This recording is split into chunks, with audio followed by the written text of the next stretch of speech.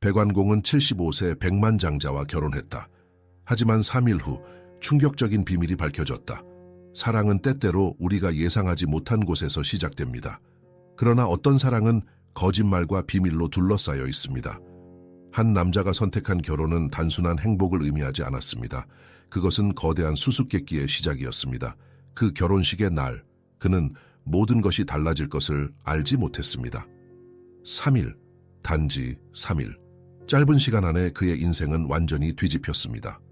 눈물과 후회, 배신과 충격이 그의 심장을 파고들었고 그가 마주한 진실은 상상조차 할 수 없던 것이었습니다.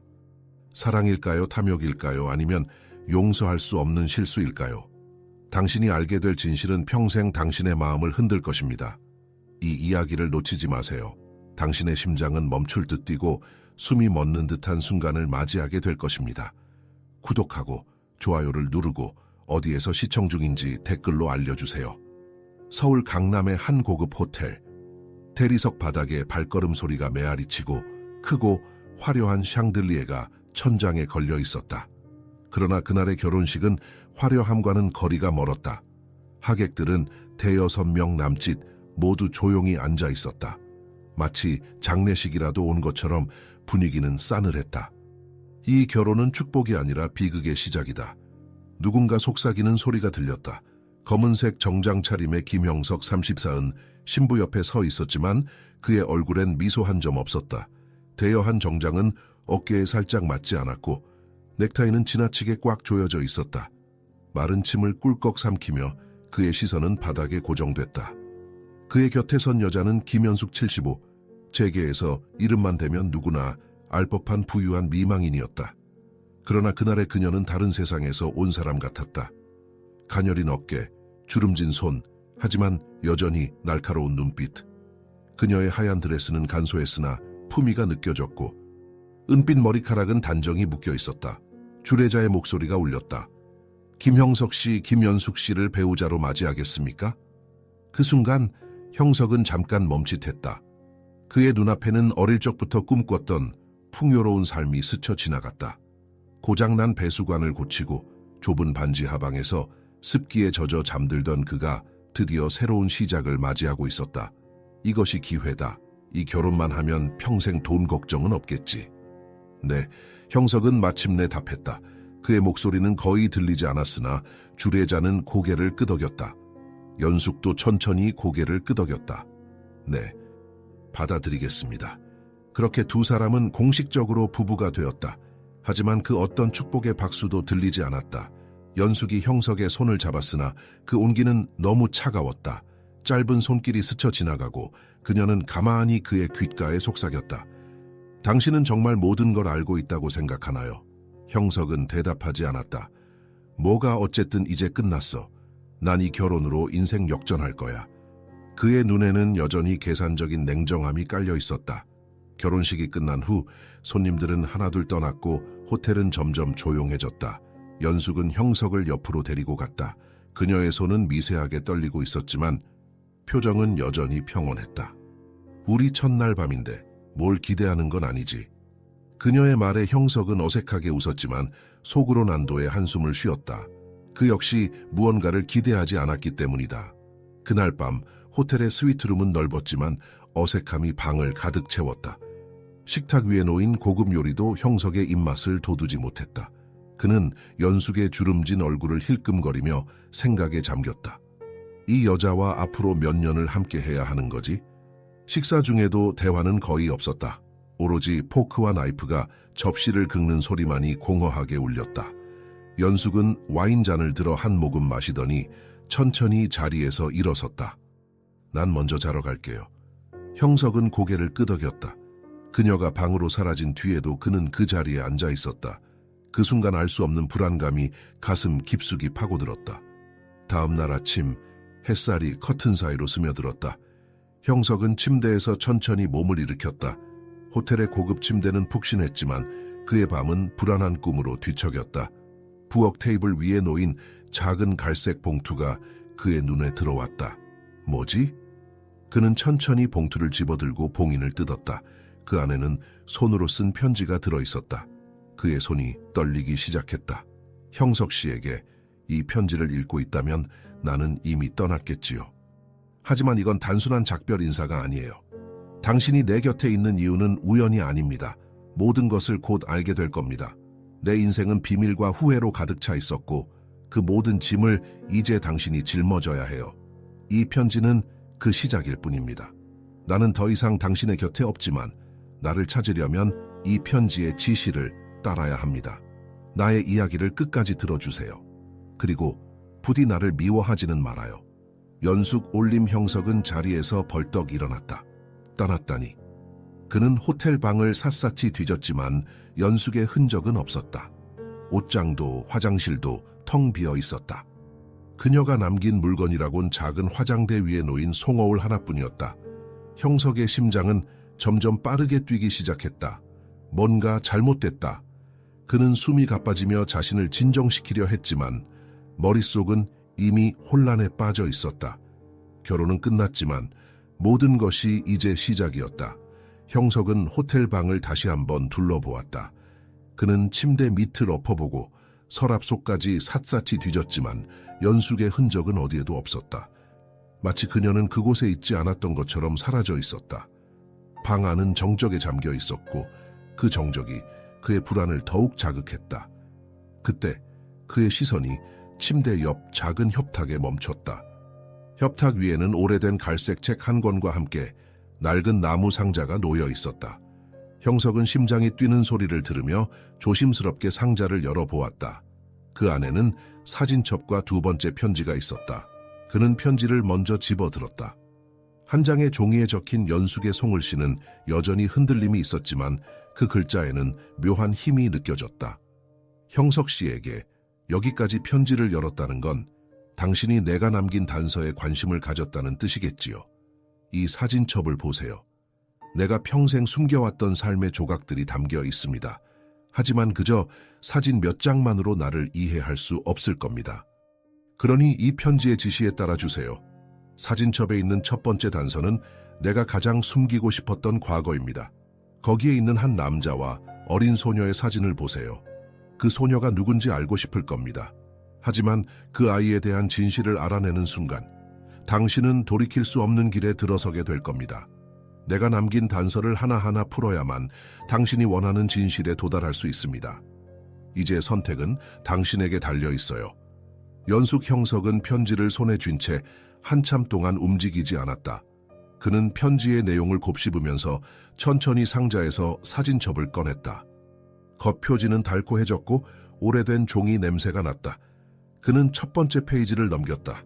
사진첩 속 비밀 처음엔 연숙의 젊은 시절 모습이 담긴 사진들이었다. 그녀는 아마 20대였을 것이다. 화려한 한복을 입고 해맑게 웃고 있는 모습, 친구들과 교회로 소풍을 간 사진 등 평범한 추억처럼 보이는 사진들 사이로 갑자기 이질적인 장면이 나타났다. 사진 속에는 연숙과 한 남자가 서 있었다. 그는 중년의 남성으로 인상이 묘하게 날카로웠다. 그의 왼손에는 은색 시계가 눈에 띄었고 뒷배경은 허름한 골목길이었다. 이 사진은 다른 것들과 달리 분위기가 어둡고 무거웠다. 형석은 다음 페이지로 넘겼다. 거기엔 어린 소녀가 보였다. 소녀는 5살쯤 되어 보였고 작은 원피스를 입고 있었다. 그녀는 웃고 있었지만 그 미소에는 어딘가 쓸쓸함이 배어 있었다. 소녀의 손을 잡고 있는 남자는 앞의 사진에서 봤던 그 남자였다. 형석은 사진을 뚫어지게 쳐다보았다. 이 아이가 대체 누구지? 그는 사진 뒷면을 살펴보기로 했다. 연필로 쓰인 메모가 보였다. 1980년 딸과 함께. 형석의 눈이 커졌다. 딸이라고? 연숙에게 딸이 있었다니. 그것도 자신에게 한 번도 얘기하지 않았던 비밀의 딸이라니. 그의 손은 식은 땀으로 젖어갔다. 마음속에서 불길한 예감이 점점 커져만 갔다. 그는 사진첩을 닫고 잠시 숨을 고른 후 서랍장을 열어 방에 있는 모든 물건을 뒤지기 시작했다. 그리고 곧바로 또 다른 단서를 발견했다. 서랍 맨 밑바닥에 숨겨져 있던 것은 오래된 주소록이었다. 책장은 낡아서 군데군데 찢어져 있었고 페이지에는 연필로 쓴 낙서가 빼곡히 남아 있었다. 형석은 주저하지 않고 주소록의 첫 번째 페이지를 펼쳤다.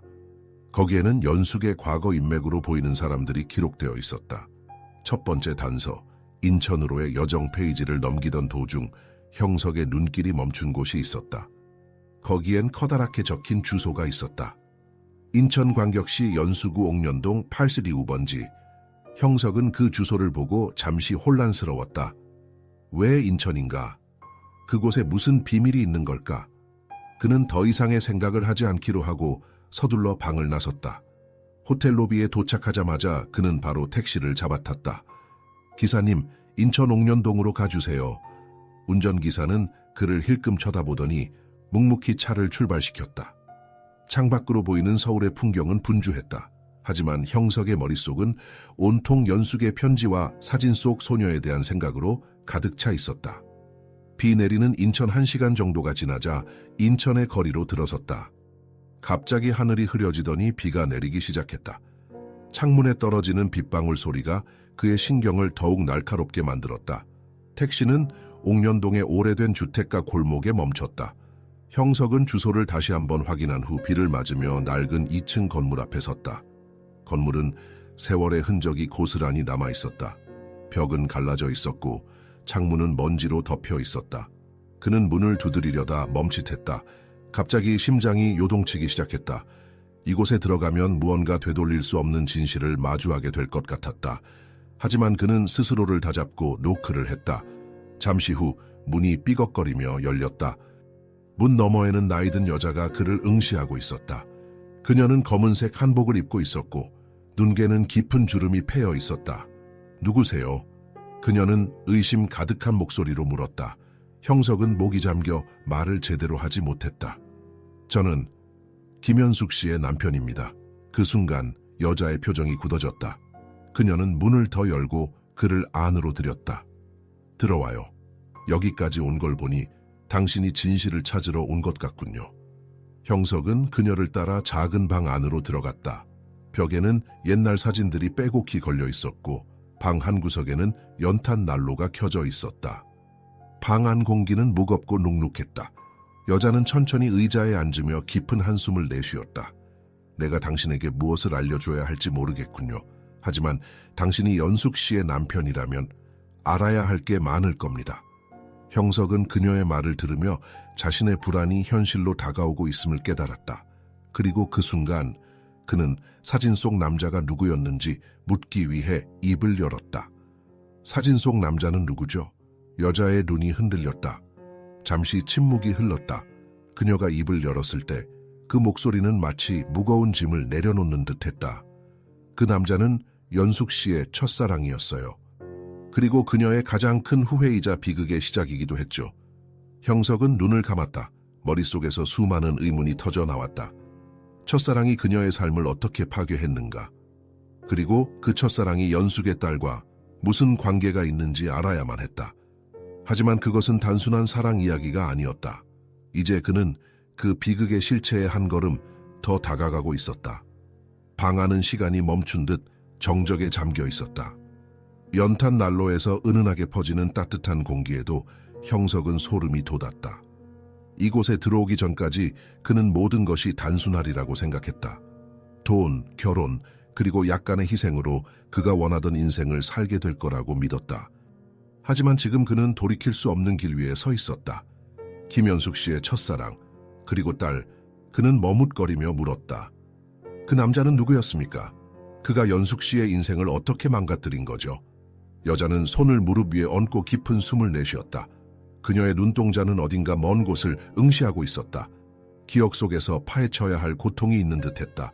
잠시 후 그녀가 조용히 입을 열었다. 그 사람의 이름은 오민재, 오씨. 그녀는 낮고 단호한 목소리로 말했다. 연숙 씨의 첫사랑이자 가장 큰 실수였지요. 그 남자는 처음엔 다정했고 젠틀했어요. 하지만 결국 그녀를 완전히 파괴해버렸어요. 1980년대의 사랑과 비극 여자의 목소리는 마치 오래된 이야기를 읊조리는 듯했다. 형석은 숨을 죽이고 그녀의 말을 경청했다. 1980년대 초반이었어요. 연숙 씨는 20살이었죠. 그 당시 그녀는 대학에서 경제학을 전공하고 있었고 집안은 부유했어요. 아버지는 부동산 사업가였고 어머니는 전통 한복 사업을 했지요. 그녀는 모든 것을 다 가진 듯 보였어요. 하지만 오민재를 만난 뒤 모든 것이 달라졌어요. 여자의 시선이 멀어졌다. 오민재는 가난한 집안에서 태어났어요. 하지만 야망이 넘치는 사람이었지요. 그는 연숙 씨가 다니던 대학 근처에서 작은 음악 카페를 운영하고 있었어요. 그녀는 그곳에서 친구들과 함께 음악을 듣던 중 그를 처음 만났지요. 둘은 금세 가까워졌어요. 연숙 씨는 그를 사랑했습니다. 모든 걸 다 주고 싶을 만큼. 하지만 형석이 조용히 물었다. 여자는 쓰디쓴 미소를 지으며 고개를 저었다. 그 남자는 처음부터 그녀를 사랑한 게 아니었어요. 그의 목표는 돈과 사회적 지위였죠. 연숙 씨를 통해 자신의 신분을 바꾸고 싶어 했어요. 하지만 연숙 씨는 그걸 몰랐어요. 오히려 그는 그녀에게 의지하는 척하며 사랑을 가장했지요.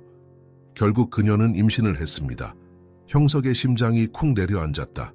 사진 속 소녀가 연숙의 딸이라는 것을 이제 완전히 확신할 수 있었다. 임신을 알게 된 후 연숙 씨는 큰 충격을 받았지만 오민재가 책임질 거라고 믿었어요. 그래서 집안의 반대를 무릅쓰고 그와 도망칠 계획을 세웠죠. 하지만 그 남자는 연숙 씨의 신뢰를 배신했어요. 그녀가 부모님에게서 몰래 빼낸 돈을 챙기고 연숙 씨를 버린 차에 다른 여자와 도망갔어요. 형석은 무언가에 얻어맞은 것처럼 멍해졌다. 연숙의 인생은 그날부터 완전히 무너졌을 것이다. 그가 들은 이야기는 단순한 배신이 아니었다. 그것은 한 사람의 삶 전체를 송두리째 앗아간 파멸이었다. 그럼 연숙 씨는 혼자서 아이를 키운 겁니까? 형석은 목이 잠겨 간신히 물었다. 여자는 슬프게 고개를 저었다. 아니요, 그럴 수 없었어요. 그녀의 부모님은 연숙 씨가 미혼모가 되는 것을 용납하지 않았어요.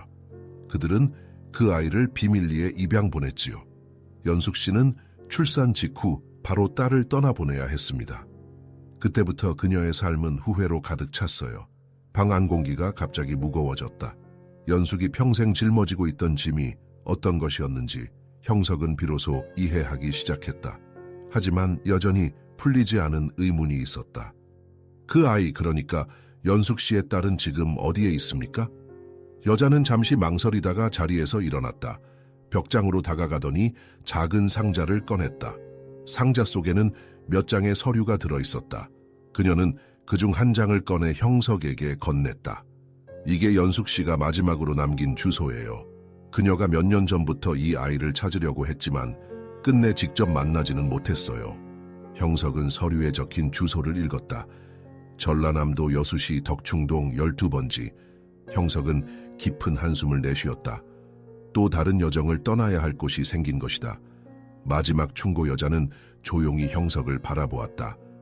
그녀의 눈빛에는 연민과 경고가 섞여 있었다.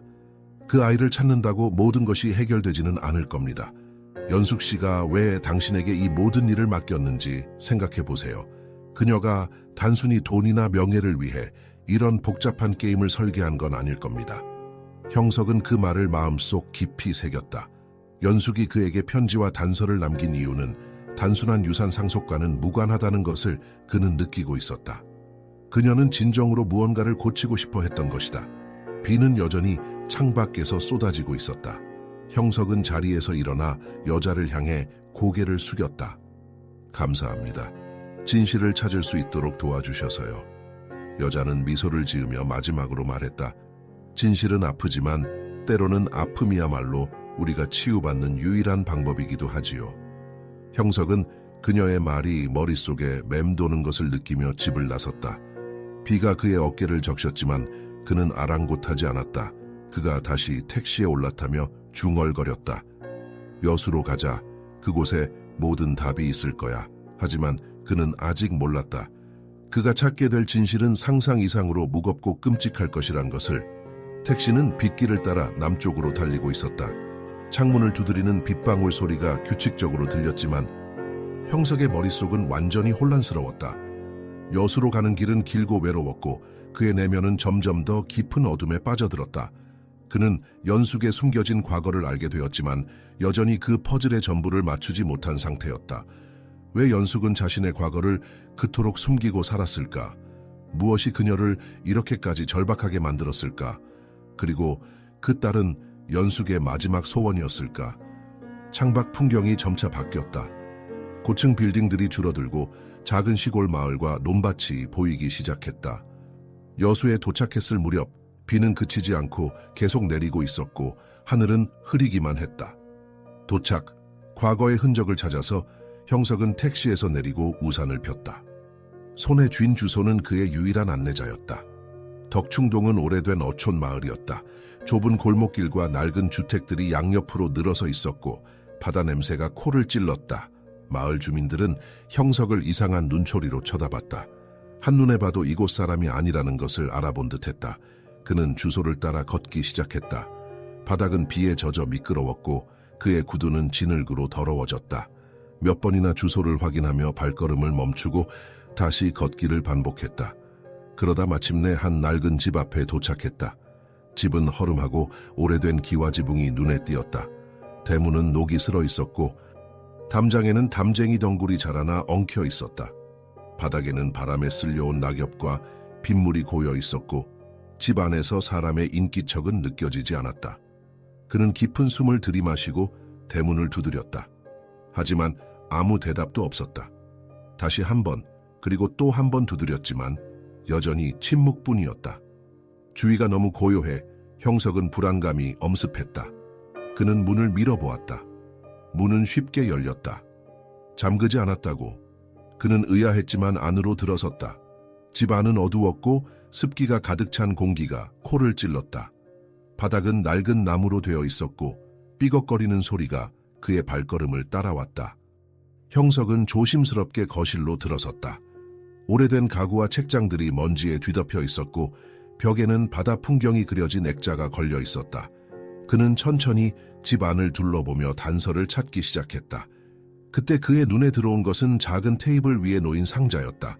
상자 속의 비밀, 그 상자는 오래된 나무로 만들어져 있었고 자물쇠로 잠겨 있었다. 자물쇠는 이미 녹슬어 있었지만 힘을 줘서 열 수 있을 것 같았다. 형석은 주변에서 무언가를 찾아보다가 낡은 드라이버를 발견해 자물쇠를 비틀었다. 몇 번의 시도 끝에 자물쇠가 부서지며 상자가 열렸다. 상자 안에는 여러 가지 물건들이 담겨 있었다. 가장 먼저 보인 것은 또 다른 편지였다. 그는 숨을 죽이고 편지를 꺼내 펼쳤다. 형석 씨에게 당신이 이 상자까지 열었다는 건 내 이야기를 포기하지 않았다는 뜻이겠지요. 하지만 이제부터가 진짜입니다.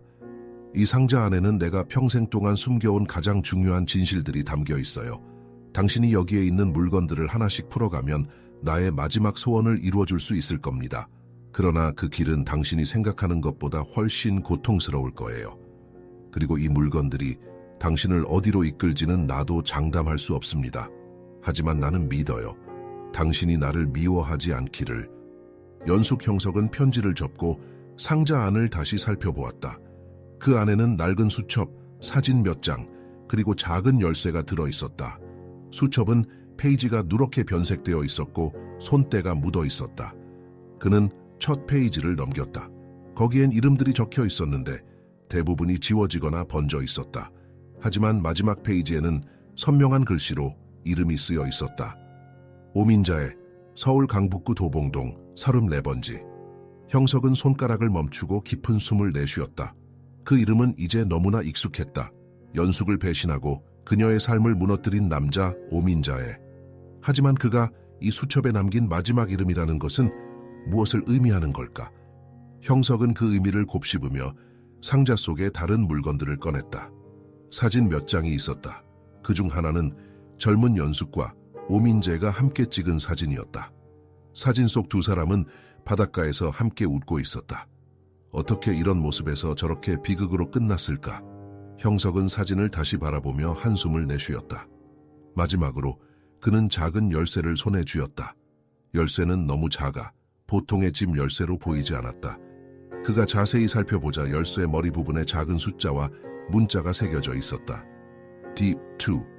이 열쇠는 어디에 쓰이는 것일까? 상자 안에는 더 이상의 힌트가 없었다. 하지만 형석은 확신했다. 이 열쇠는 마지막으로 남은 중요한 비밀을 여는 열쇠일 것이다. 그는 수첩에 적힌 주소를 다시 확인하고 상자를 닫았다. 오민재의 주소. 그 남자가 모든 진실을 알고 있을지도 모른다. 다시 서울로 형석은 여수를 떠나기 전에 잠시 바다 앞에 섰다. 바다는 회색빛을 띠고 있었고 비는 여전히 내리고 있었다. 그는 파도 소리를 들으며 연숙의 얼굴을 떠올렸다. 그녀는 그에게 무엇을 원했던 걸까? 단순히 자신의 딸을 찾고 싶었던 걸까? 아니면 그 이상의 무언가가 숨어 있는 걸까? 하지만 이젠 돌이킬 수 없었다. 그는 이미 너무 깊이 들어와 있었다. 진실을 알기 전까지 멈출 수 없었다. 그는 다시 택시를 타고 여수역으로 향했다. 그리고 서울행 기차에 몸을 실었다. 창밖으로 비 오는 풍경이 스쳐 지나가는 동안 그는 단 한 가지 생각에 사로잡혀 있었다. 오민재를 만나야 한다. 그 남자가 모든 답을 가지고 있다. 그러나 그가 서울에 도착했을 때 오민재와의 만남은 그가 예상했던 것보다 훨씬 더 충격적인 방향으로 흐를 것이었다. 서울에 도착했을 때는 이미 해가 지고 있었다. 형석은 기차역 밖으로 나오며 깊은 한숨을 내쉬었다. 바람이 불면서 그의 젖은 코트가 몸에 달라붙었지만 그는 신경 쓰지 않았다. 오민재의 주소를 손에 쥔 채 그는 지하철을 타고 도봉동으로 향했다. 밤이 깊어가고 있었지만 그의 마음은 점점 더 불안해지고 있었다. 지하철 안에서 그는 창밖을 바라보며 생각에 잠겼다. 여수에서 찾은 작은 열쇠, 그리고 연숙의 마지막 소원, 모든 것이 그를 이 순간으로 이끌고 있었지만 과연 자신이 진실을 받아들일 준비가 되어 있는지 확신할 수 없었다. 오민재의 집 도봉동에 도착한 형석은 구불구불한 골목길을 따라 걸었다. 오래된 주택가가 빼곡히 들어찬 골목은 낮은 가로등 불빛 아래 어둡고 스산했다. 바람이 나무잎을 흔들며 이상한 소리를 냈고 그의 발소리가 마치 이 공간을 깨우는 유령처럼 느껴졌다. 그가 마침내 도착한 곳은 낡고 허름한 3층짜리 빌라였다. 외벽은 군데군데 페인트가 벗겨져 있었고 창문에는 먼지가 두껍게 쌓여 있었다. 2층 창문 너머로 희미하게 불빛이 새어나오고 있었다. 그는 계단을 천천히 올라가며 숨을 골랐다. 그리고 문 앞에서 잠시 멈췄다. 마음속에서 끓어오르는 불안과 분노가 그를 혼란스럽게 만들었다. 이 남자가 연숙을 파괴했고 그녀의 인생을 비극으로 몰아넣은 장본인이다. 하지만 지금 그를 만나서 무엇을 할 수 있을까? 그는 손을 들어 벨을 눌렀다. 벨소리가 울린 뒤 잠시 정적이 흐르더니 마침내 문이 열렸다. 문을 연 남자는 머리가 희끗하고 주름진 얼굴을 가진 중년이었다. 하지만 그 눈빛은 날카로웠다. 오민재였다. 형석은 그를 보는 순간 손에 힘이 들어가는 것을 느꼈다. 그의 마음속에서는 억눌러왔던 분노가 점점 커지고 있었다. 누구요? 오민자에는 경계하는 눈빛으로 물었다. 형석은 최대한 침착한 목소리로 대답했다. 김연숙 씨의 남편입니다. 그 순간 오민재의 표정이 굳어졌다. 그는 잠시 말을 잃은 듯 보였다가 곧 형석을 집 안으로 들였다. 방 안은 담배 연기로 자욱했고 바닥에는 신문지와 빈 맥주 캔들이 널브러져 있었다. 왜 찾아온 거죠? 오민재는 의자에 털썩 앉으며 물었다. 김연숙이라. 오래된 이름이군. 형석은 그를 노려보았다. 그 이름이 단순한 과거의 기억일 수는 없었다. 당신은 연숙 씨의 인생을 망가뜨린 사람입니다. 형석의 목소리는 차가웠다. 그녀는 당신 때문에 모든 것을 잃었어요. 그리고 그 딸마저도. 오민자에는 잠시 고개를 떨구더니 담배 한 개비를 꺼내 물었다. 불을 붙이고 연기를 한 모금 깊이 들이마신 후 형석을 바라보며 쓴웃음을 지었다. 그녀가 그렇게 말했나요? 형석은 화가 치밀어 올랐다. 당신은 책임져야 할 사람이었습니다. 그녀가 당신을 믿었고 사랑했습니다. 하지만 당신은 그녀를 버리고 떠났어요. 오민자에는 담배를 쥔 손을 떨며 연기를 내뱉었다. 나도 그때의 나를 용서할 수 없어.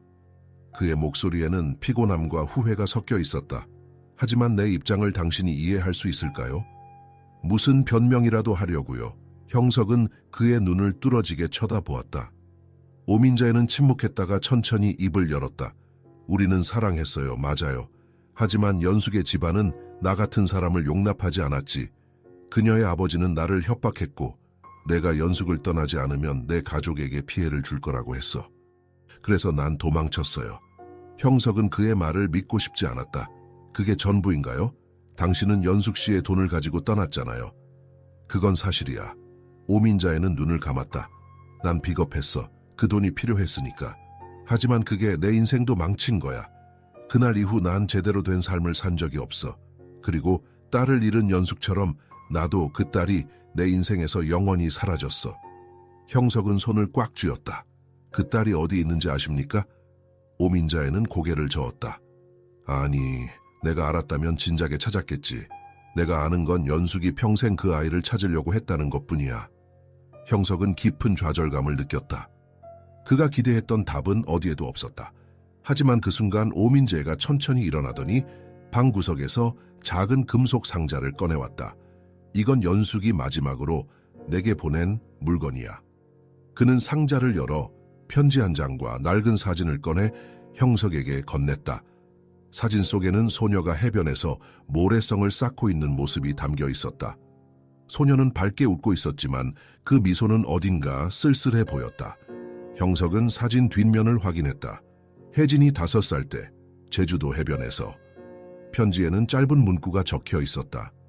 그 아이를 찾으면 전해주세요. 난 그녀를 사랑했어요. 항상. 형석은 편지를 접으며 눈을 감았다. 이 편지는 연숙이 오민재에게 보낸 마지막 메시지였을 것이다. 하지만 이제 그는 더 이상 이곳에 머무를 이유가 없었다. 그는 자리에서 일어나며 마지막으로 오민재를 바라보았다. 당신이 그녀에게 준 고통을 알면서도 그녀는 당신을 미워하지 않았습니다. 그게 어떤 의미인지는 모르겠지만 당신이 그걸 알아야 할 것 같군요. 오민자에는 담배를 끄고 고개를 숙였다. 형석은 더 이상 무슨 말을 해야 할지 몰랐고 곧 집을 나섰다. 새로운 단서, 제주도로 골목을 따라 걸으며 형석은 손에 쥔 사진을 바라보았다. 연숙의 딸 혜진, 그녀의 흔적은 제주도로 이어지고 있었다. 그는 더 이상 머뭇거릴 시간이 없었다. 이번 여정이 마지막 단서일 수도 있었다. 그는 곧바로 공항으로 향했다. 비행기가 이륙하는 동안 그는 창밖을 응시했다. 구름 위로 올라갈 때쯤 그의 마음은 다가올 진실에 대한 기대와 두려움으로 뒤섞여 있었다. 이제 그의 목적지는 제주도였다. 거기서 그는 잃어버린 딸과 연숙의 마지막 소원을 마주하게 될 것이다. 그리고 그 순간이 모든 것을 바꿔놓을 것이다. 비행기가 제주국제공항에 도착할 무렵 창밖으로 보이는 풍경은 잔잔한 비에 젖어 있었다. 제주도의 공기는 서울이나 여수와는 달랐다. 소금기 섞인 바람과 풀내음이 뒤섞여 있었지만 형석은 그 공기조차 느낄 여유가 없었다. 그의 머릿속은 사진 속 소녀, 혜진에 대한 생각으로 가득 차 있었다. 혜진은 지금 어떤 삶을 살고 있을까? 그는 곧바로 공항에서 택시를 잡았다. 사진 뒷면에 적힌 해변은 제주 서귀포에 위치한 조용한 마을에 있었다.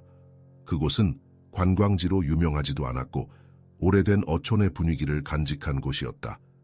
형석은 조수석에 앉아 창밖을 바라보며 점점 더 깊어지는 불안과 기대감을 느꼈다. 낡은 집과 소녀의 흔적 택시는 좁은 시골길을 따라 달렸고 이내 작은 어촌 마을에 도착했다. 마을 입구에 있는 돌담길과 귤밭이 형석의 눈에 들어왔다. 빗방울이 돌담을 타고 흘러내리고 있었고 한적한 길거리는 고요했다. 형석은 사진과 편지를 다시 한번 확인하고 택시에서 내렸다. 주소는 마을 끝자락의 작은 집을 가리키고 있었다. 집은 낡은 슬레이트 지붕과 벽에 덩굴이 얽혀 있었고 마당에는 비에 젖은 고양이 한 마리가 웅크리고 있었다. 창문에는 오래된 커튼이 드리워져 있었고 집안에서는 인기척이 느껴지지 않았다. 그는 깊은 숨을 들이마시고 대문을 두드렸다. 하지만 아무 대답도 없었다. 2번, 3번 두드렸지만 여전히 조용했다. 그때 이웃집에서 한 할머니가 그를 힐끔거리며 다가왔다. 여기 무슨 일로 오셨수? 형석은 고개를 숙여 인사하며 물었다. 혹시 이 집에 사는 사람을 아십니까? 김혜진이라는 이름을 가진 여자를 찾고 있습니다. 할머니는 눈을 가늘게 뜨며 생각에 잠겼다. 김혜진? 그 사람이라면 여기서 몇 년 전에 떠났어요. 꽤 오래됐지. 지금은 그 집이 비어 있어요. 형석의 심장이 철렁 내려앉았다. 떠났다니? 혹시 그녀가 어디로 갔는지 아십니까? 그는 간절한 마음으로 물었다. 할머니는 고개를 저으며 말했다. 정확히는 몰라요.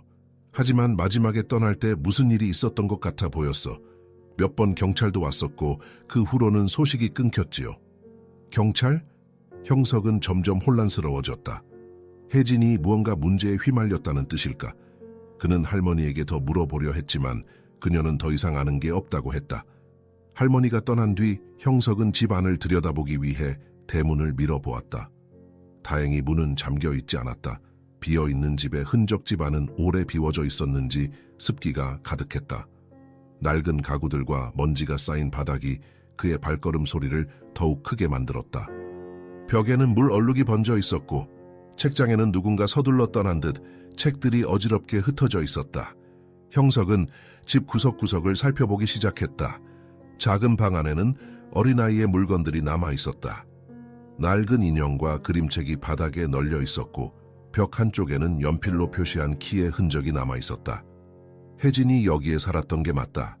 그는 확신했다. 그는 침대 밑을 살펴보다가 낡은 상자를 하나 발견했다. 상자는 먼지투성이었고 잠겨 있지 않았다.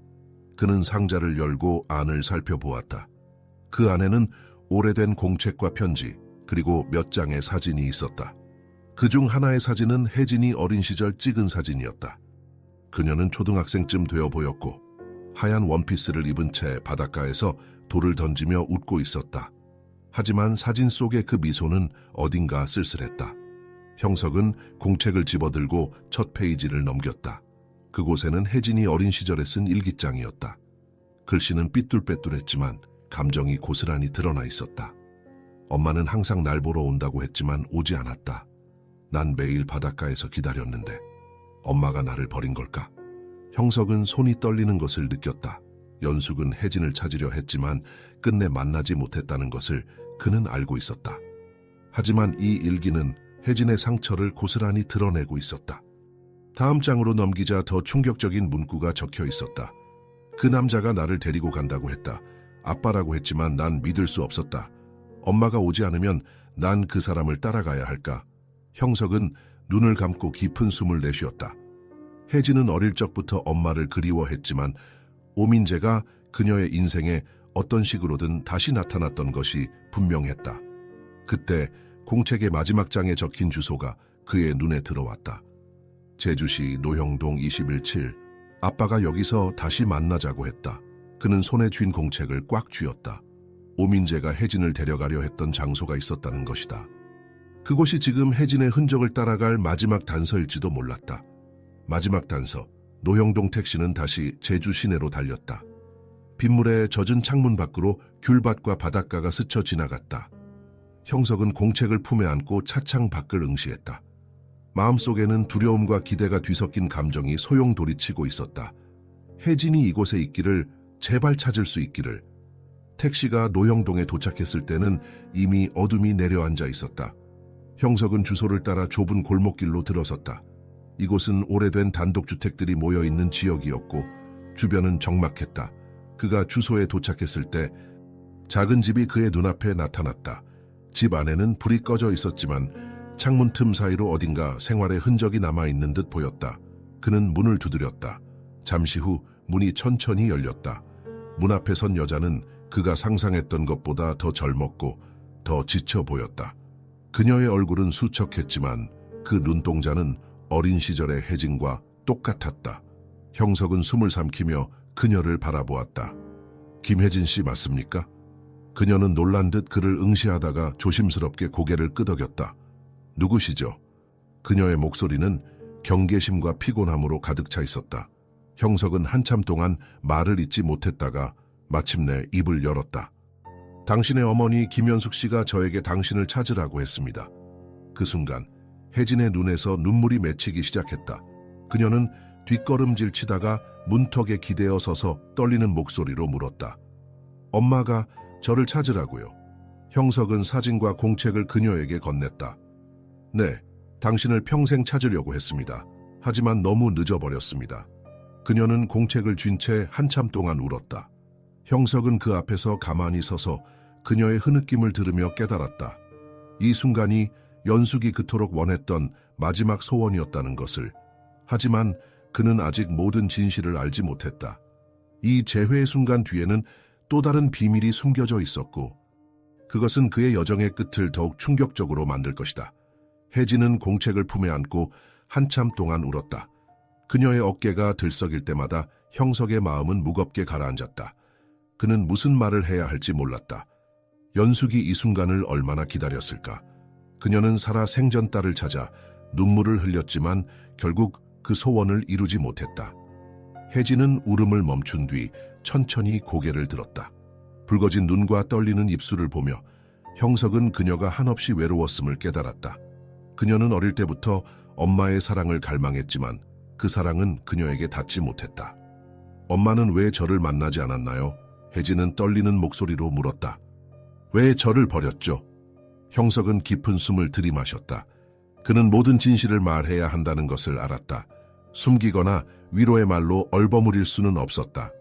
당신이 태어났을 때 연숙 씨의 집안은 엄청난 압박을 가했습니다. 당신의 존재가 알려지면 집안의 명예가 더럽혀진다고 생각했어요. 그래서 강제로 입양을 보냈고 연숙 씨는 어떻게 할 수 없었어요. 혜진은 눈을 감고 고개를 저었다. 그럼 엄마는 저를 찾으려고 한 적이 있나요? 형석은 공책과 사진을 가리키며 말했다. 평생 동안 당신을 찾으려고 했어요. 여기 있는 모든 기록이 그 증거입니다. 하지만 연숙 씨는 당신을 찾기 직전 병이 악화됐고 결국 만나지 못한 채 세상을 떠났어요. 혜진은 다시 한번 눈물을 흘리며 공책을 쥔 손에 힘을 주었다. 저는 어릴 때 엄마가 저를 잊은 줄 알았어요. 버려진 줄만 알았다고요. 형석은 무릎을 꿇고 그녀의 눈높이에 맞췄다. 그게 아니었어요.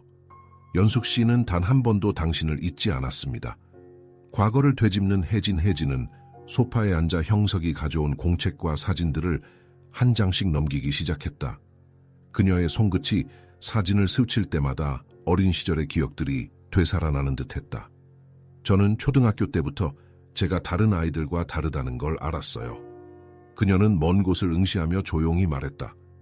다른 애들은 부모님이 함께했지만 저는 항상 혼자였죠. 제가 5살 때 아버지라고 주장하는 남자가 나타났어요. 오민재라는 사람이었어요. 형석의 심장이 순간 멎는 듯했다. 오민재가 당신을 만났다고요? 혜진은 고개를 끄덕였다. 그 사람은 처음엔 친절했어요. 제게 선물도 주고 맛있는 것도 사줬죠. 하지만 어느 날부터는 저를 데리고 어딘가로 가겠다고 했어요. 엄마도 거기서 기다리고 있다고 했지만 난 믿지 않았어요. 그 사람의 눈빛이 무서웠으니까. 형석은 손을 꽉 쥐었다. 그가 두려워했던 일이 실제로 벌어졌다는 것을 깨달았다. 오민자에는 혜진을 연숙과 다시 연결시키려 했던 것이 아니라 자신의 목적을 이루기 위해 혜진을 이용하려 했던 것이다. 그 후로 무슨 일이 있었나요? 형석은 조심스럽게 물었다. 어느 날 밤 그 사람이 강제로 저를 데려가려고 했어요. 저는 도망쳤죠. 그때 마을 사람들이 경찰에 신고했어요. 그래서 결국 그 사람은 저를 데려가지 못했어요. 하지만 그날 이후로 그는 사라졌어요. 형석은 한숨을 내쉬며 이 모든 것이 연숙의 삶을 얼마나 뒤흔들었을지 상상했다. 혜진은 그 순간 어둠 속에서 혼자 살아남으려고 애썼던 것이다. 그가 다시 나타나지 않았나요? 혜진은 잠시 생각에 잠기더니 고개를 저었다. 아니요. 하지만 어딘가에서 저를 지켜보고 있을 것 같은 기분은 들었어요. 그래서 결국 이곳을 떠나야 했죠. 숨겨진 열쇠의 의미. 형석은 주머니에서 여수에서 발견한 작은 금속 열쇠를 꺼냈다. 열쇠 머리 부분에 새겨진 디프라는 문자가 여전히 그를 괴롭히고 있었다. 그는 혜진에게 열쇠를 보여주며 물었다. 혹시 이 열쇠가 무엇인지 아세요? 혜진은 열쇠를 한참 동안 바라보다가 고개를 저었다. 아니요. 하지만 저 문자는 어디서 본 것 같기도 해요. 형석은 그녀의 말에 귀를 기울였다. 어디서요? 혜진은 깊은 생각에 잠긴 듯하다가 갑자기 무언가 떠오른 듯 눈을 번쩍 떴다. 기억났어요. 어릴 때 오민재가 저를 데려가려고 했던 그날 그의 가방에 같은 문자가 새겨진 금속 상자가 있었어요. 그 상자는 잠겨 있었고 그는 절대 열지 못하게 했어요. 형석의 심장이 요동쳤다. 그 열쇠는 단순한 물건이 아니었다. 오민재의 숨겨진 비밀이 담긴 상자를 여는 열쇠일 가능성이 높았다. 그 상자가 어디 있는지 알 수 있을까요? 형석은 초조한 마음으로 물었다. 혜진은 한참 동안 생각하다가 말했다. 그 사람의 본가는 서울 근교에 있었어요. 그가 마지막으로 머물렀던 집이기도 하고요. 상자가 있다면 그곳일 가능성이 커요. 형석은 곧바로 휴대전화를 꺼내 주소를 검색했다. 그리고 마지막 퍼즐 조각을 맞추기 위한 계획을 세웠다. 다시 서울로 진실을 밝히기 위한 마지막 여정 혜진과 잠시 인사를 나눈 후 형석은 곧바로 공항으로 향했다. 그는 모든 것이 하나의 거대한 그림을 향해 수렴하고 있음을 느꼈다. 연숙의 비극, 오민재의 배신, 혜진의 상처, 그리고 그 모든 것을 풀어낼 마지막 열쇠. 비행기가 이륙하는 동안 그는 창밖을 응시했다. 구름 사이로 비치는 희미한 햇살이 마치 끝없는 터널의 끝에서 기다리고 있는 작은 빛처럼 보였다. 이제 모든 것이 끝나간다. 그는 결심했다. 이번에는 절대 돌아서지 않을 것이다. 진실을 찾아내고 연숙이 남긴 마지막 소원을 완성하겠다고. 그리고 그 진실은 단순히 한 사람의 삶만이 아니라 그의 인생도 송두리째 바꿔놓을 것이었다. 서울에 도착한 형석은 비가 내리는 밤거리를 빠르게 가로질렀다. 택시 창밖으로 보이는 도시의 불빛들이 비에 젖은 도로를 반사하며 흐릿하게 번져 있었다. 그의 주먹은 작은 금속 열쇠를 쥔 채로 긴장에 떨리고 있었다. 모든 것이 이제 이 열쇠에 달려 있었다. 오민재가 마지막으로 머물렀던 집은 서울 외곽에 위치한 낡은 2층 단독주택이었다. 그곳은 오래된 주택가의 외딴 곳에 자리 잡고 있었고 밤이 깊었지만 주변은 이상할 만큼 적막했다. 택시에서 내린 형석은 골목길을 따라 집 앞에 섰다. 낡은 대문은 녹슬어 있었고 대문 위에 얽힌 덩굴 식물이 오랜 시간 동안 아무도 찾지 않았다는 것을 말해주는 듯했다. 그는 대문을 밀어보았다. 잠겨 있지 않았다. 어둠 속에 집집 안으로 들어서자 먼지 냄새와 습기가 그의 코를 찔렀다. 거실은 오래된 가구와 책들로 가득 차 있었고 바닥에는 찢어진 신문지와 쓰레기들이 나뒹굴고 있었다. 마치 시간이 멈춘 공간 같았다. 벽에는 오래된 가족 사진이 걸려 있었지만 먼지가 두껍게 쌓여 있어 형석은 얼굴을 제대로 알아볼 수 없었다. 그는 조심스럽게 계단을 올라 2층으로 향했다. 나무 계단은 그의 발걸음을 따라 삐걱거리는 소리를 냈다. 복도 끝에 있는 작은 방이 그의 시선을 끌었다. 문은 살짝 열려 있었고 안쪽에서 바람에 흔들리는 커튼이 보였다. 방 안으로 들어가자 형석은 숨이 멎는 듯했다. 작은 철제 상자가 방 한 구석에 놓여 있었다.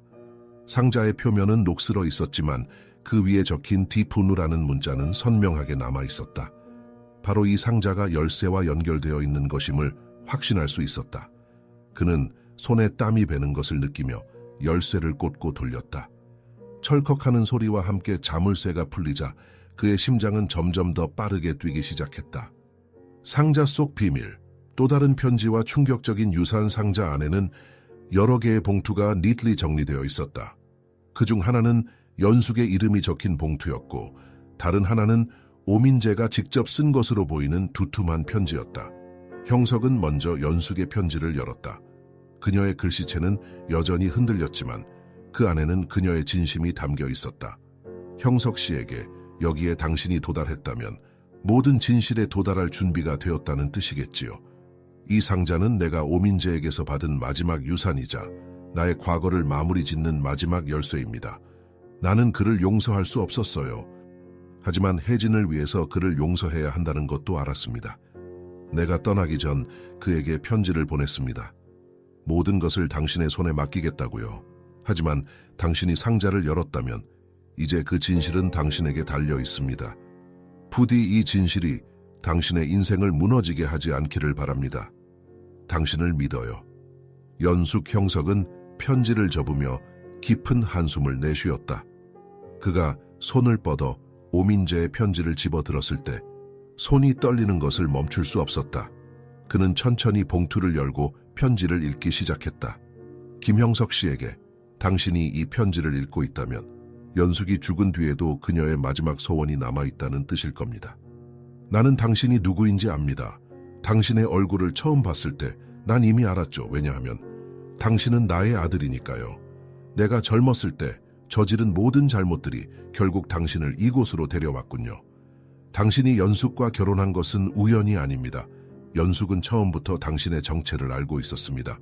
그녀는 당신을 선택함으로써 자신의 과거를 정리하고 싶어 했던 것입니다.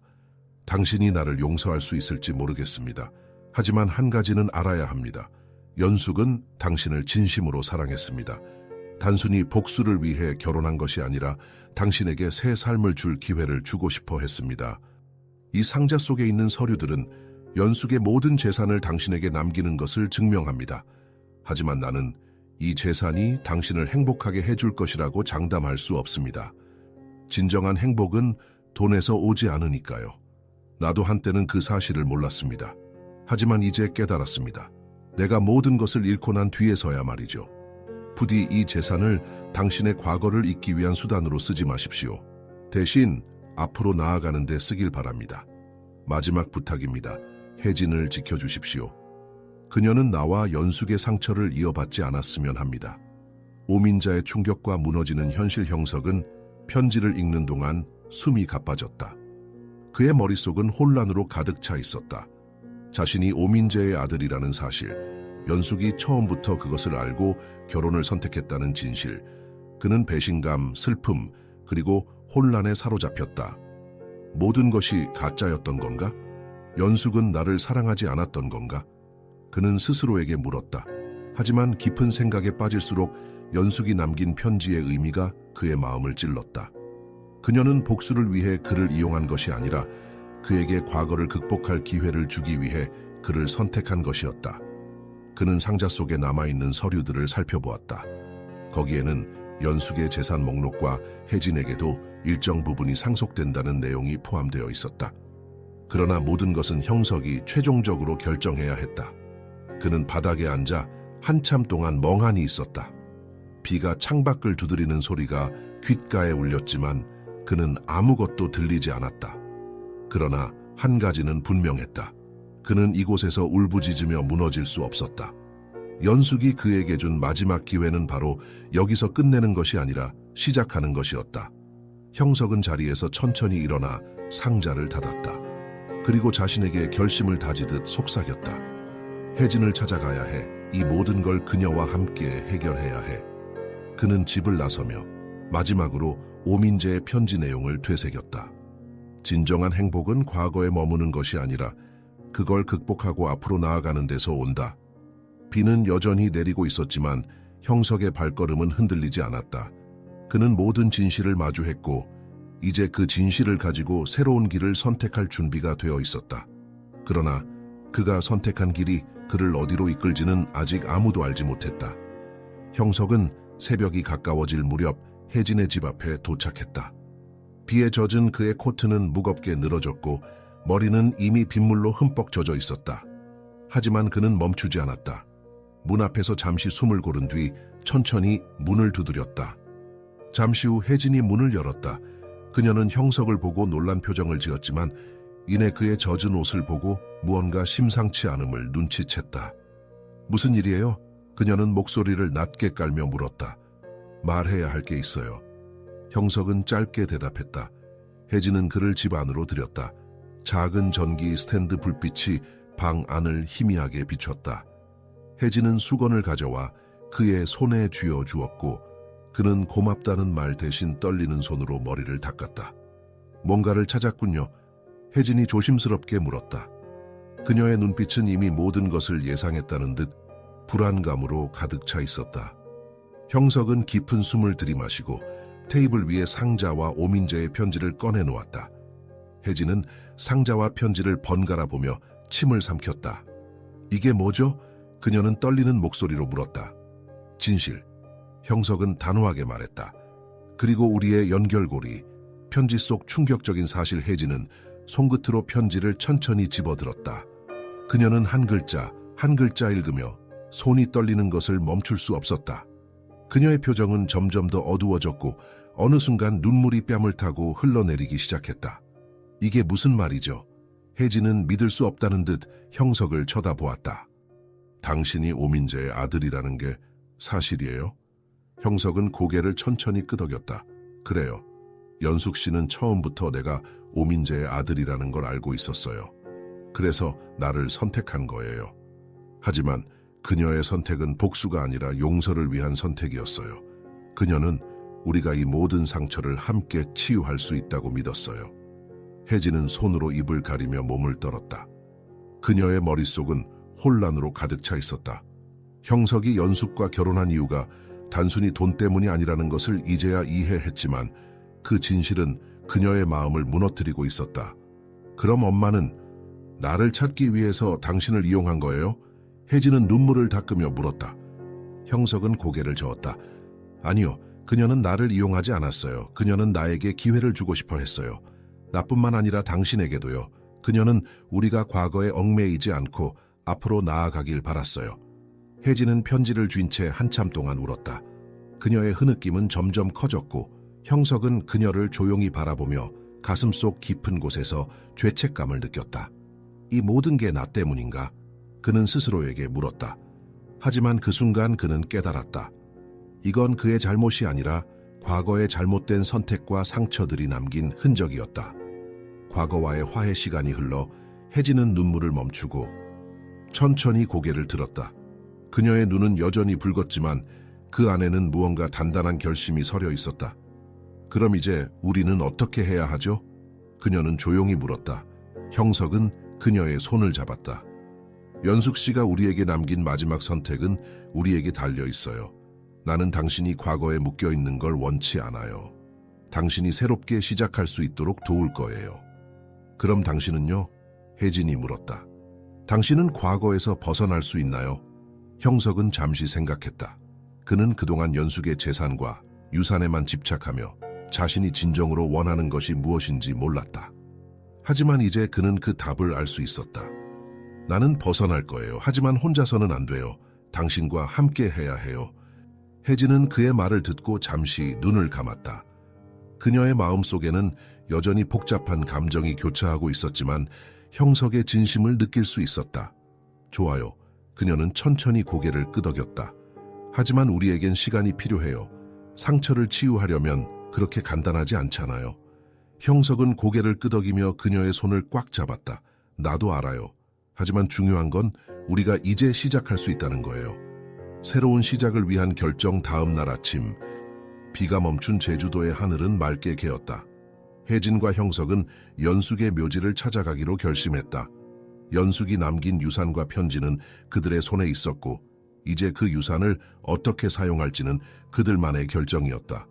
묘지에 도착했을 때 형석은 조용히 꽃을 내려놓았다. 바람이 불어 꽃잎이 흔들렸고 햇빛이 묘비 위에 부드럽게 내려앉았다. 혜진은 묘비 앞에 무릎을 꿇고 눈물을 흘렸다. 엄마, 그녀는 떨리는 목소리로 속삭였다. 저는 이제 혼자가 아니에요. 그리고 엄마가 저를 사랑했다는 걸 믿어요. 형석은 그녀 옆에 서서 조용히 말했다. 연숙 씨는 당신을 사랑했어요. 그게 진실이에요. 혜진은 묘비에 손을 얹고 잠시 고개를 숙였다. 그녀는 더 이상 묘지 앞에서 슬픔에 잠기지 않았다. 대신 그녀의 마음속에는 새로운 희망이 피어오르고 있었다. 우리 이제 어떻게 할까요? 그녀는 형석을 올려다보며 물었다. 형석은 미소를 지으며 대답했다. 연숙 씨가 우리에게 남긴 재산은 새로운 시작을 위한 씨앗일 뿐이에요. 우리는 그걸 사람들에게 의미 있는 방식으로 나눠줄 거예요. 다른 사람들이 우리가 겪었던 상처를 극복할 수 있도록. 혜진은 그의 손을 꼭 잡으며 고개를 끄덕였다. 그녀는 더 이상 과거에 묶여있지 않았다. 이제 그녀는 연숙의 사랑을 가슴에 품고 새로운 삶을 시작할 준비가 되어 있었다. 새로운 길로 나아가다 형석과 혜진은 함께 산길을 내려오며 새로운 미래에 대해 이야기를 나눴다. 그들의 발걸음은 무겁지 않았고 하늘은 맑았다. 연숙이 남긴 마지막 소원은 이제 현실이 되었고 그들은 서로를 지지하며 앞으로 나아갈 준비가 되어 있었다. 형석은 마지막으로 하늘을 올려다보며 속삭였다. 연숙 씨, 우리가 해냈어요. 당신의 소원은 이제 우리의 소원이 될 거예요. 바람이 부드럽게 불어와 그들의 머리카락을 흔들었고 마치 연숙이 그들에게 속삭이는 듯했다. 잘했다. 그리고 이제 행복해져라. 그들의 이야기는 끝났지만 그 끝은 새로운 시작이었다. 몇 주가 흐른 뒤 형석은 서울의 한 변호사 사무실에 앉아 있었다. 그의 앞에는 연숙이 남긴 유언장과 재산 분배 서류들이 깔려 있었다. 창밖으로 보이는 서울 도심은 바삐 움직였지만 그의 마음은 차분했다. 과거의 상처가 완전히 사라진 것은 아니었지만 이제 그는 그 상처를 떠안고 앞으로 나아갈 준비가 되어 있었다. 혜진은 그의 옆에 앉아 조용히 서류를 살피고 있었다. 그녀의 눈은 더 이상 과거의 아픔으로 흐려져 있지 않았다. 연숙의 사랑과 형석의 진심이 그녀에게 새로운 삶의 길을 열어주었다. 변호사는 서류를 정리하며 말했다. 모든 재산은 연숙 씨의 유언에 따라 혜진 씨와 형석 씨에게 공동 상속됩니다. 하지만 중요한 건 유언의 마지막 조항입니다. 형석은 그 말을 듣고 고개를 들었다. 마지막 조항이요. 변호사는 작은 미소를 지으며 유언장의 한 구절을 읽기 시작했다. 내 재산은 나를 위해 사용되는 것이 아니라 내가 잃어버린 가족과 그들의 새로운 미래를 위해 사용되기를 바랍니다. 내가 풀지 못한 문제들은 이제 당신들에게 달렸습니다. 하지만 그 재산이 당신들을 얽매지 않기를 바랍니다. 자유롭게 사용하세요. 사랑과 용서를 기억하면서. 변호사가 유언장을 닫고 조용히 덧붙였다. 연숙 씨는 당신들이 이 돈으로 단순히 풍요로운 삶을 사는 것이 아니라 더 나은 길을 선택하길 바랐습니다. 형석과 혜진은 서로를 바라보았다. 그들 사이에는 아무런 말이 필요 없었다. 과거를 나누는 새로운 선택 며칠 후, 혜진과 형석은 연숙의 유산을 활용한 첫 번째 프로젝트를 공식적으로 발표했다. 그들이 선택한 것은 한부모 가정을 돕는 재단 설립이었다. 그들은 재단의 이름을 저마 연숙의 집창으로 정했다. 연숙이 평생 품고 있던 아픔과 용서의 메시지를 담은 이름이었다. 혜진은 재단 설립 기자회견에서 마이크를 잡고 깊은 숨을 들이마셨다. 사람들의 시선이 모두 그녀를 향하고 있었지만 그녀는 두렵지 않았다. 제 어머니 김연숙 씨는 단순히 부유한 사업가가 아니었습니다. 그녀는 자신의 과거와 싸웠고 그 상처를 극복하려 했던 사람입니다. 그녀는 자신의 실수를 통해 사랑과 용서를 배웠고 우리에게도 그것을 가르쳐 주었습니다. 그녀의 목소리는 흔들림 없이 이어졌다. 이 재단은 단순한 재정 지원을 넘어서 한부모 가정이 더 나은 삶을 찾고 상처를 치유할 수 있도록 돕는 것이 목표입니다. 어머니의 이름이 그들에게 희망이 되기를 바랍니다. 형석은 그녀를 지켜보며 미소 지었다. 그녀가 이제 스스로의 길을 찾았다는 것을 느낄 수 있었다. 연숙의 마지막 소원은 현실이 되고 있었다. 형석의 변화 재단 설립이 시작되면서 형석도 자신을 되돌아보기 시작했다. 그는 연숙의 유산을 통해 비로소 깨달았다. 그가 평생 꿈꿔왔던 것은 돈과 물질적 풍요가 아니라 진정한 의미 있는 삶이었다. 그는 건설 회사를 설립하겠다는 오래된 꿈을 다시 꺼내 들었다. 하지만 이번에는 단순한 부를 축적하기 위한 것이 아니었다. 그는 혜진과 함께 재단의 일환으로 저소득층을 위한 주택 건설 프로젝트를 기획했다. 재단의 이름을 달고 진행되는 프로젝트는 단순히 집을 짓는 것이 아니라 가정을 재건하는 것이 목적이었다. 마지막 편지. 연숙의 유산. 어느 날 저녁, 형석은 재단 사무실에 홀로 남아 연숙이 남긴 상자 속의 마지막 편지를 꺼냈다. 그는 몇 번이고 읽었지만 오늘 밤은 그 의미가 더 깊게 느껴졌다. 형석 씨, 당신이 이 편지를 읽고 있다면 나는 당신이 내 마지막 소원을 이루고 있다는 것을 알 수 있겠지요. 나는 당신을 미워하지 않았습니다. 오히려 당신을 만나게 되어 감사했습니다. 당신은 나에게 복수가 아닌 용서의 기회를 주었고 내가 당신을 선택한 것도 단순한 과거의 고리 때문만은 아닙니다. 당신은 훌륭한 사람입니다. 나는 그것을 알았습니다. 당신과 혜진이 앞으로 함께할 미래가 내가 풀지 못한 문제들을 모두 해결해 줄 것입니다. 그러니 이제 자유로워지세요. 과거는 묶어두기 위해 있는 것이 아니라 우리가 배운 교훈을 통해 더 나은 길로 나아가기 위한 것입니다. 사랑합니다. 형석은 마지막 구절을 천천히 음미했다. 눈가에 눈물이 맺혔지만 그는 그것이 슬픔이 아니라 감사의 눈물이라는 것을 깨달았다. 그는 편지를 조용히 접어 상자 안에 다시 넣고 깊은 숨을 내쉬었다. 모든 것이 끝난 것이 아니라 이제 진짜 시작이라는 것을 깨달았다. 새로운 삶의 길. 몇 달 후, 재단은 점점 더 많은 가정에 도움을 주기 시작했다. 형석과 혜진은 각자의 길을 걸어가면서도 서로의 곁에서 든든한 버팀목이 되어주었다. 그들의 발걸음은 과거의 아픔에서 자유로워졌고 미래에 대한 희망으로 가득 차 있었다. 어느 날 저녁, 형석과 혜진은 재단 행사 후 제주도의 한 바닷가를 걷고 있었다. 해변은 석양으로 물들어 있었고 파도 소리가 잔잔하게 들려왔다. 혜진은 바다를 바라보며 말했다. 엄마도 우리가 여기 있는 걸 보고 있다면 기뻐할까요? 형석은 미소를 지으며 그녀의 손을 잡았다. 연숙 씨는 우리를 보며 자랑스러워할 겁니다. 그건 확실해요. 혜진은 그의 어깨에 머리를 기대며 속삭였다. 우리가 해냈죠. 그래요. 형석은 멀리 수평선을 바라보며 대답했다. 우리가 해냈어요.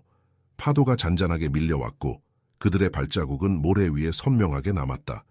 그러나 이번엔 그 발자국이 두려움이나 아픔이 아닌 새로운 시작을 향해 나아가는 길이라는 것을 그들은 알고 있었다. 그리고 그 길은 끝이 아니라 영원히 이어질 여정이었다.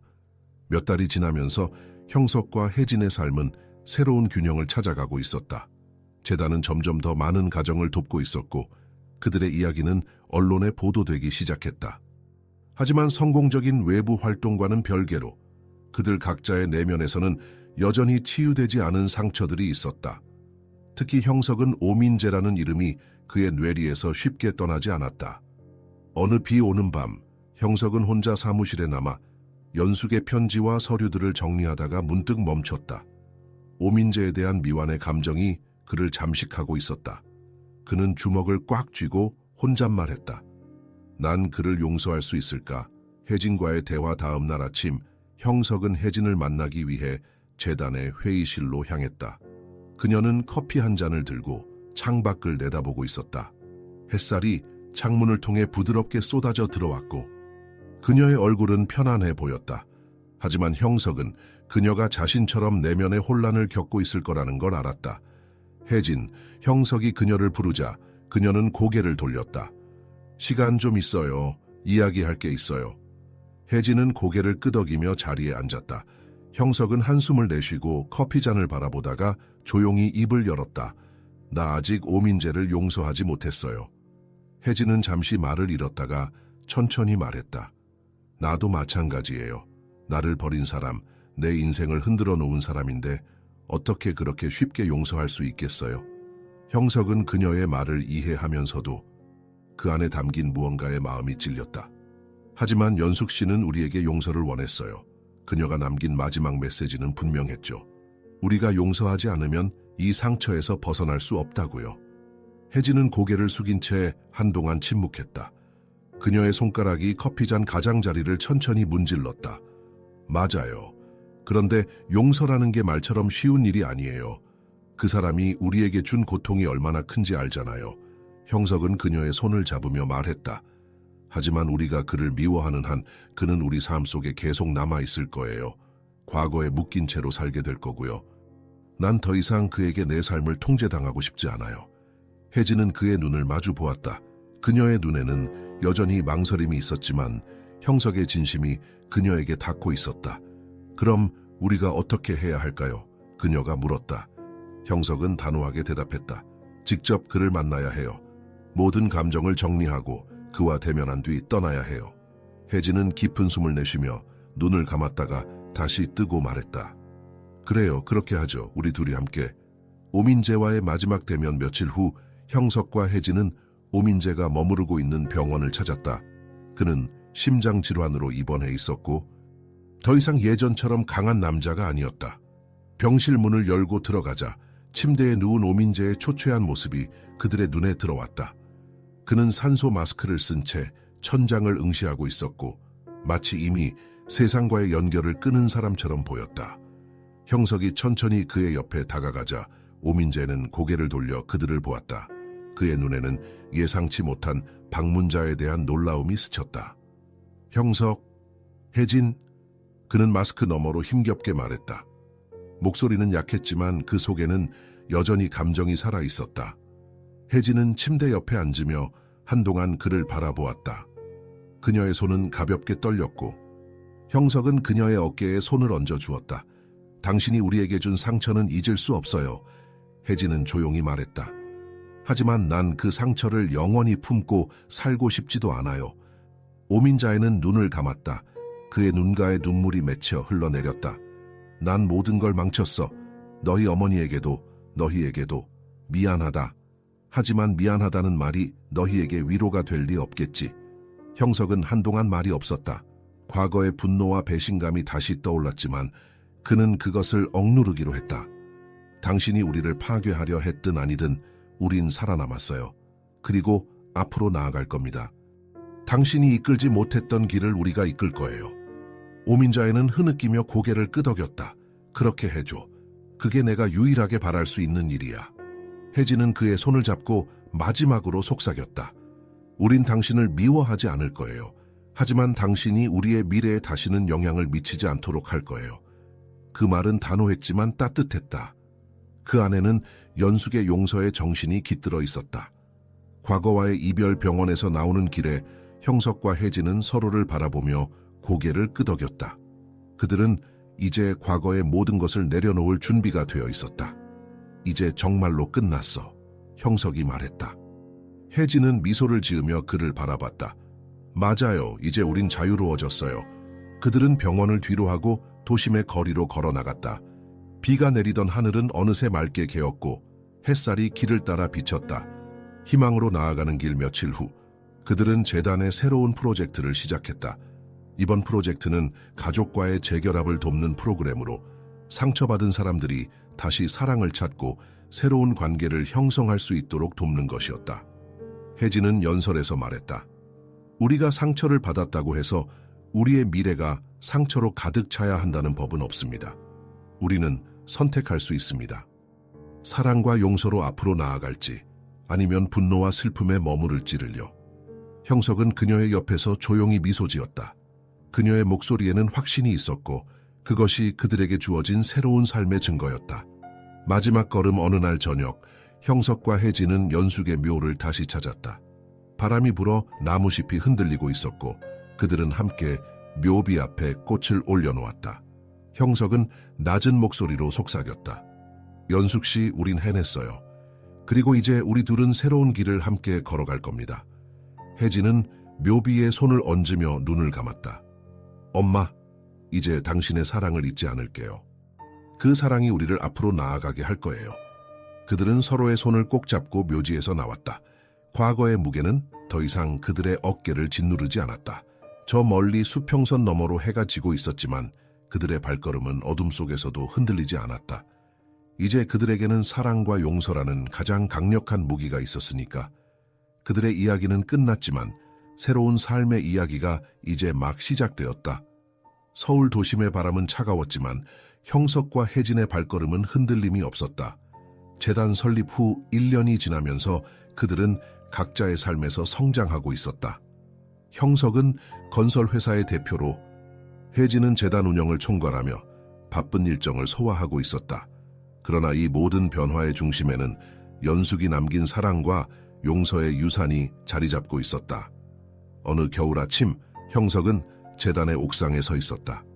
차가운 공기가 폐 깊숙이 들어왔지만 그의 마음은 평온했다. 그가 손에 쥐고 있는 것은 연숙이 남긴 마지막 편지였다. 그 편지는 지금까지 읽지 않았던 마지막 봉투로 재단의 1주년이 되는 날에 열어보라는 유언에 따라 오늘을 기다려왔다. 혜진이 옆에 다가왔다. 그녀는 두꺼운 목도리를 둘러쓰고 있었지만 웃음은 여전히 따뜻했다. 오늘이 그날이군요. 그녀가 말했다. 형석은 고개를 끄덕이며 봉투를 천천히 뜯었다. 바람이 불어 봉투가 살짝 흔들렸고 그는 손끝으로 연숙의 송글씨가 적힌 종이를 꺼냈다. 연숙의 마지막 편지, 사랑하는 형석 씨와 혜진에게. 이 편지를 읽고 있다면 여러분은 이미 제가 바란 삶을 살아가고 있을 거라고 믿어요. 제가 남긴 재산이 여러분의 미래의 짐이 되지 않고 오히려 새로운 기회를 제공했기를 바랍니다. 사랑하는 여러분, 제가 마지막으로 하고 싶은 말은 간단해요. 과거는 여러분을 정의할 수 없습니다. 저는 과거의 잘못으로 인해 평생 동안 고통받았고 그 고통이 여러분에게도 전해진 걸 알고 있어요. 하지만 지금은 확신합니다. 여러분은 저보다 더 나은 선택을 했고 앞으로도 그렇게 할 겁니다. 혜진아, 넌 어릴 때부터 사랑을 갈망했지만 그 사랑이 닿지 않았던 걸 알아요. 그러나 이제는 더 이상 그런 고통 속에 머무르지 않길 바라요. 넌 충분히 사랑받을 자격이 있는 아이야. 네가 세상에 줄 사랑은 나의 부족함을 채워줄 거라고 믿어요. 형석 씨, 당신은 처음에 내 곁에 온 것을 실수라고 생각했을지도 몰라요. 하지만 실수였던 것이 진정한 만남으로 바뀌었죠. 나는 당신이 나를 용서했는지 모릅니다. 하지만 나에게는 당신과 함께했던 그 시간이 위로였어요. 마지막 부탁이 있어요. 진정한 행복이 무엇인지 깨닫는 데 시간을 아끼지 말고 누군가를 사랑하는 데 두려움을 갖지 마세요. 이제 여러분은 과거에 묶이지 않아요. 나의 이야기는 끝났지만 여러분의 이야기는 이제 시작이에요. 서로가 서로의 빛이 되어 더 큰 세상을 향해 나아가기를 바랍니다. 사랑을 담아 연숙 올린 편지를 다 읽고 나자 형석은 조용히 숨을 내쉬며 눈을 감았다. 연숙의 목소리가 바람을 타고 그의 귓가에 속삭이는 듯했다. 그녀는 더 이상 그들의 삶을 짓누르는 유령이 아니었다. 이제 그녀는 그들의 마음속에서 따뜻한 기억이자 힘이 되어 있었다. 혜진은 편지를 읽고 눈가에 눈물을 닦으며 웃음을 지었다. 엄마가 정말 우리를 사랑했네요. 단지 표현하지 못했을 뿐이었어요. 형석은 고개를 끄덕였다. 우린 이제 그 사랑을 가지고 살아야 해요. 그녀가 주고 싶었던 것들을 세상에 나눠주면서요. 재단의 확장과 새로운 시작으로부터 몇 달 후 재단은 큰 변화를 맞이했다.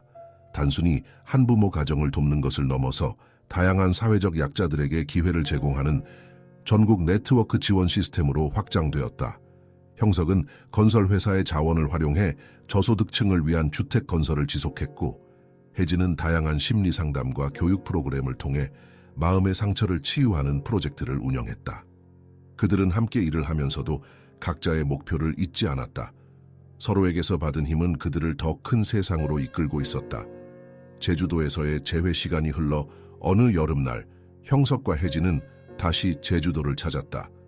이번에는 단순히 여행이 아니라 새로운 프로젝트의 현장을 점검하기 위해서였다.